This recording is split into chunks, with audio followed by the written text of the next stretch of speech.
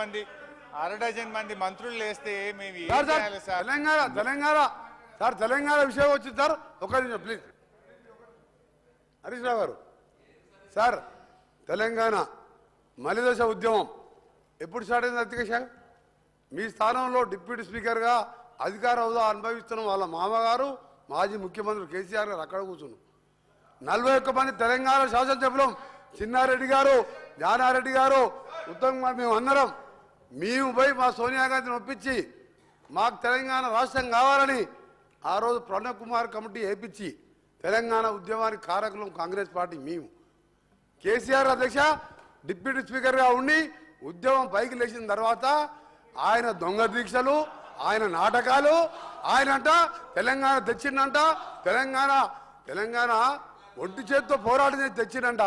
హరీష్ రావు గారు, పెట్రోల్ దొరుకుతా కానీ నీకు అగ్గిపేట దొరకదు. మా శ్రీకాంత్ చంపినావు. ఇవాళ తెలంగాణ తెచ్చింది సకల జనులు, ఉద్యోగులు.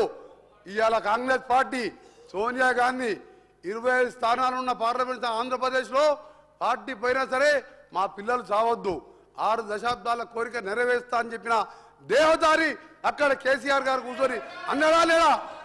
అన్నది కేసీఆర్ గారు. మీ మామ ఇప్పుడే ఓటు, ఇప్పుడే సార్ ఇప్పుడే ఓటున్నాయినా కేసీఆర్ గారు తెలంగాణ వచ్చినట. మీ మామనే సార్, మీ మామనే అన్నాడు సార్, మీ మామనే అన్నాడు. ఎవరు ఒప్పుకున్నా లేకపోయినా సోనియా గాంధీ చేపట్టే తెలంగాణ వచ్చింది అన్నాడా లేదా? ఆ స్థానంలో కూర్చొని ఇలా ఏం మాట్లాడుతున్నారు? మీరు మాట్లాడే ముందు ఆలోచించుకొని మాట్లాడాలి. కాంగ్రెస్ పార్టీ పుణ్యమాని తెలంగాణ వచ్చింది, మీ మామ ఒప్పుకుంటూ దేవత అని నువ్వు ఆ మాట చెప్తావా? కేసీఆర్కు తెలంగాణకు సంబంధమే లేదు సార్. ఇప్పుడు గౌరవనీయులు మా వెంకన్న గారు మాట్లాడినరు, మా లీడర్ దేవత అందరండి. మరి మీ లీడర్ బలిదేవత అన్నాడు కదా, అదే సోనియా గాంధీని. వీడియోలు చూపిస్తా, బలిదేవత అన్నాడు కదా అధ్యక్ష.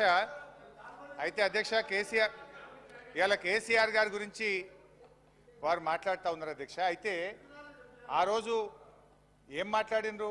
పరిపాలన చేత కాదని,